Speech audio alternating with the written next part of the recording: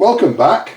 As you can see, I've made a bit of progress on the British Mastiff 2, and we've got the whole bottom half of the hull done. We've got the interior done. We've got the upper half of the thing, the truck done, and we've got most of the interior of it done, which is the seats on the inside of it. So I'll tell you where I'm up to. Can't remember where I left off last time, if I'm honest. Okay, I know I didn't have the seats done and all the interior finished, and I didn't have the upper part, the cabin if you like, put together. So that's where I'm up to. Put all the seats together as such. As anybody that's got this kit knows, they come with silicone seat belts. Seat belts are made of silicone. Now I've had this problem with them before. I've Meng kits and Hobby Boss kits where no kind of glue will stick the silicone. It's the weirdest thing. A gentleman told me in the comments a long time ago to try painting them with primer and then gluing them on.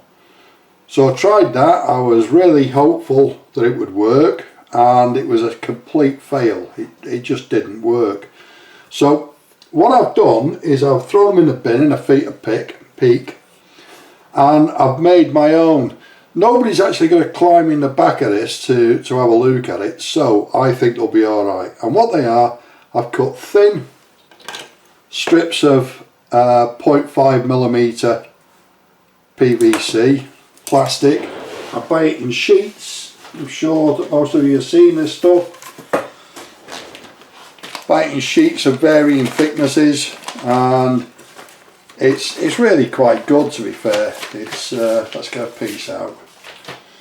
So it's flexible. It's exactly the same as your kit's made out of, and all the glues that you use for your kit will glue it.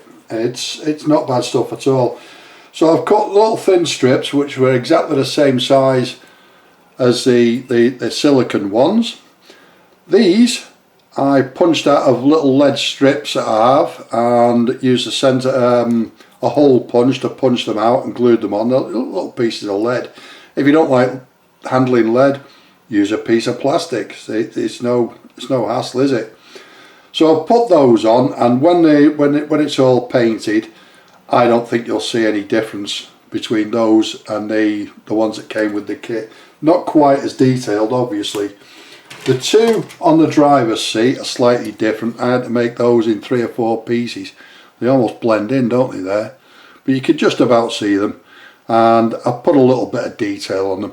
Again, you're not really going to be able to see them. The windows on this are very small, and they're also going to be double glazed to emulate the bulletproof glass that goes into them. For the back, I'm going to leave the back doors open so that you can see into the truck, so you will be able to see all the seats, but I don't think you'll be able to see that much detail on them. So that's the seats. There's 2 rows of those. Leave those over there now. That'll all going to be painted the desert sand yellow, if you like, and basically it's Vallejo paint, sand yellow I think they call it, or desert sand they call it. And I put a couple of drops of burnt umber in it with it as well, and it darkens it off. It looks really quite good. The seat belts I may paint black. I don't know, I've not decided yet. On the real truck, all of the interior is painted desert sand, a shade of that. So that's exactly what I'm going to do, and then detail it out. There's little bits of detail. There's also some transfers, decals if you prefer, that need to go on little bits and pieces throughout the interior. The interior sits on the bottom half of the hull, quite obviously really. The reason I haven't put it in yet is A, it needs painting, and B, I've got all the wiring in there. I've shown you all the lights inside the interior of the cabin, and the wire that comes out and will run down eventually into the bottom of the hull. I've got the wings on it now, the mud guards. So the mud guards are glued onto the side, fixed onto the side, and all the lights are in place there. Now you may remember on another truck that I've built, I made my own lights. This is 4mm tube basically, but it's quite rigid. And if I can cut a piece off there now, obviously this isn't. No, that's not good. This will be more. There will be bigger than the piece that I need. Tiny little piece like that, and that will go over the top. Oh, that will go. Oh, it could be anywhere now. Could be in Australia. That. We'll try that again. This time I'll use a pair of tweezers, and that will go over the lights like so. Can you see that? And I'll fill it with resin, clear resin. They'll be much smaller than that, they'll be much narrower than that, so that they look like proper lights on it. All the lights on this work. I'll tell you a bit more about those in a minute or two. I've shown you all the undercarriage, how that's all been built up. On the instructions it says to put the steps together first, so I did, and I thought at the time it's not a great idea that I'm going to snap that off. And sure enough, I've snapped that off, so that'll go on later after I've painted. So what I've done is put the mud guards on. I've put all the little tiny lights into the inside of the mud guards. That's the rear one, and they're the front ones. You can't really see the wires in the front ones, can you? No, but there you go. They are in there. So the front ones. I've then brought all those wires together on a homemade PCB there, which is basically a piece of Bakelite with holes in it.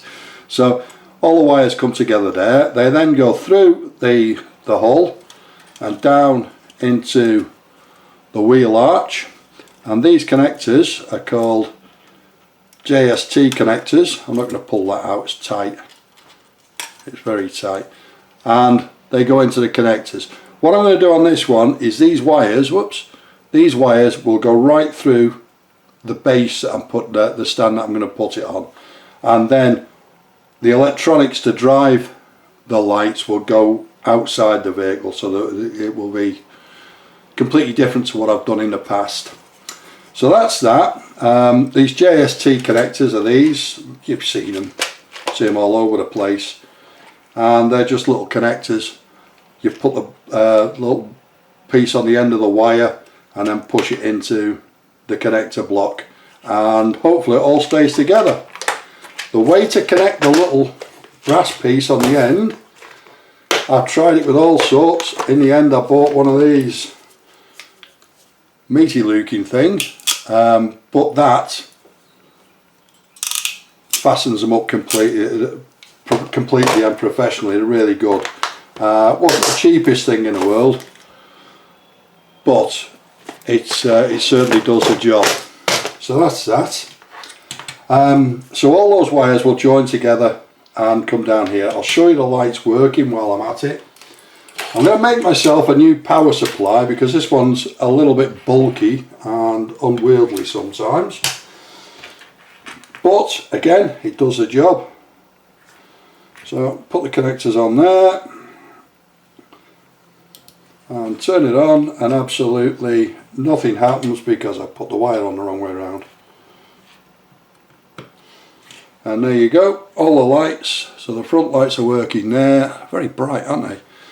The side lights, this will be an indicator on the side, headlight on the front, two side light and an indicator, side light, indicator and a headlight on this side, and an indicator on the front corner on this side. On the back you've got 4 lights again, 2 brake lights and 2 indicators. There's a bit of glare on those, I'm afraid.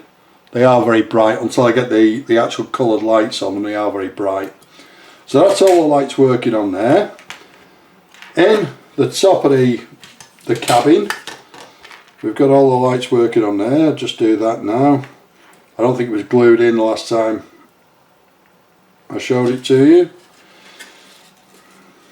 Got to keep the wires apart, otherwise I'll have a problem. And all the lights are on inside there. And those two tails that I've just connected the alligators to will go through the top, and in there's loads and loads of space in the top of there, loads of space. So it will all fasten together in there. To get the wires in, I don't know if anybody's going to wire these up if you buy them, if you make them. I've done that one on purpose, it's unnecessary, and you can see I've just ground a little hole into it to sink the wires into it there, and corresponding on the underside of this part of the cabin, then little groove in there, so that it all, he said with hope in his heart, doing this when everybody's watching me, should all fit very nicely together, like so. In fact, there's absolutely no reason why I shouldn't paint that all of that while it's glued together. Get that glued together and paint it all. One of the problems I had is I've had to let the wires run on the outside of the hull down there, but I don't think anybody's going to notice it. You can just see them. I don't think anybody's going to notice it. And when these wires drop through the base, they'll be tucked up there and just go through in a little tube, and again nobody's going to notice it. It's poised so that it's pointing this way. This is the side that I'll be facing the world, and the wheels are turned, so you're not going to see any of those wires at all. So that's that bit. That's that bit done. Wow, running out of bits to tell you about now. The radiator goes in quite simply. All that goes together quite easily. The gun turret on the inside there goes in quite nicely. Needed to put a bit of filler around the edge of it there though, and that's quite difficult to get at. I don't think you can see it on there. You can see the filler where it's spilt out over the sides. The plastic filler that you buy for your model kits cost you a load of money. I'm sure that any of you that have done this know that.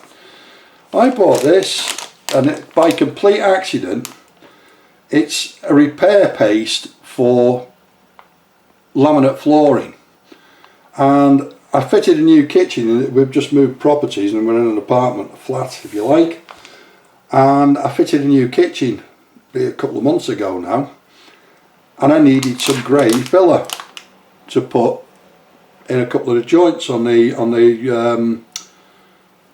cornices. So I bought this repair paste, wooden, and I wanted the greys, so that's why I bought it. As a happy accident, it's absolutely fantastic for filling plastic. The only thing it's a fraction of the cost. Look how much you get. You get 4 big tubes, but I think it was about a £5. And you put it in. Yeah, I can show you some of it on here. Get this out. Where it needed filling on the sides there for the ejection pins, it's perfect. It's absolutely wonderful.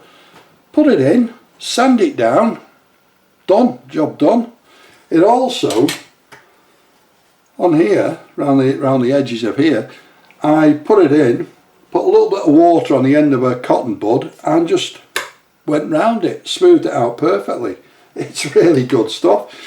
I think I've got enough to last me the best part of my lifetime there, but if I need any more, as I say, it's about a £5. Amazon I got those from. What else? I don't think there is anything else. It's all ready for paint now. And then when I've painted it, we'll come, oh, I know what I need to tell you. The dashboard, which goes on the top here, I like to paint them separately, so that's what I'm going to do. That's why it's not on there.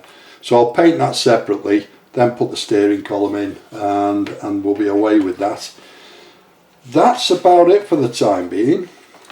The next job is to start putting this whole thing together, so that I can carry on with the rest of it. And do you know, it's not that far from finished, this. Once I've got it all together, the plan is then so I will have that, basically, is what I will have.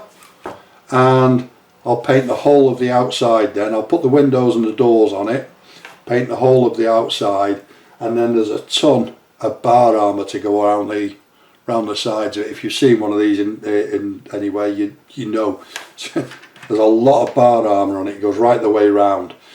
So the plan is I'm going to paint the bar armour while it's on the sprue, then cut it off, fix it to the vehicle, and then there'll be a lot of patch-up work to do on the bar armour. But you know, that's what we do it for, isn't it? We do it as a hobby. There's no mad rush. It's not going to go anywhere else. That's about it for this one. Any questions, any comments, please don't hesitate to leave them in the boxes below, and I shall speak to you next time. Oh, it would be great if you would like and subscribe to the channel. That would help me at no end. And other than that, I shall speak to you next time. Thanks very much for watching. Ta-da!